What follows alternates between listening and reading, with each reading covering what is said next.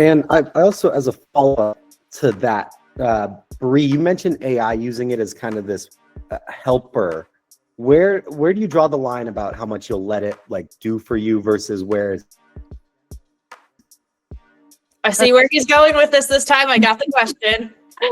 That's exactly what I was going to ask you next anyway. I didn't know if you had a follow-up to where we were before, but just to continue expanding on that, I think you were talking about how it can feel like you don't let AI write for you. And I agree with you. We've talked about that. It feels like you see the same thing or the same way of writing over and over. And I don't blame people for doing that at all, but I am curious your thoughts on not only your own process, but given that you are a good writer, like what would you suggest for people to feel like they can, people who aren't good writers and know that they're not and aren't maybe the best at creating, but can use AI and still maintain their own voice and their own authenticity? So anyway, continue.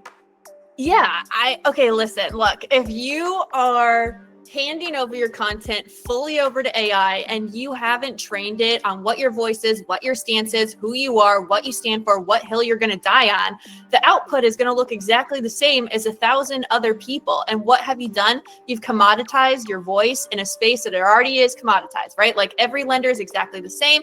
They all pretty much have the same offering. Every mortgage advisor had the same exact offering. We're all doing the same exact thing. What makes us different is what our voice is and what we stand for and what hill we're going to die on. And so the number one thing I would say is like, you have to be clear on that. Like you need to have a point of view and a pulse. AI doesn't have a pulse for you, right? Like pick a stance, don't pick a slogan, and something directionally true that is like how you approach the work, and tell one real story a week. And don't be super polished about it. Show your thinking. And once you train AI on who you are and what your voice is and what you stand for and like how you speak, for me, I want anybody to see my post and be like, before they see the picture, before they see who posted it, know that that was me, because they can identify what my voice is and what I stand for before anything else.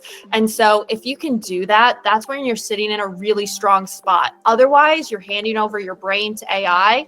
And the most expensive thing in marketing is being forgettable. And the last thing you want to do is be forgettable in a space where everybody's exactly the same offer. So that's my perspective on it, is like, show your thinking and who you are.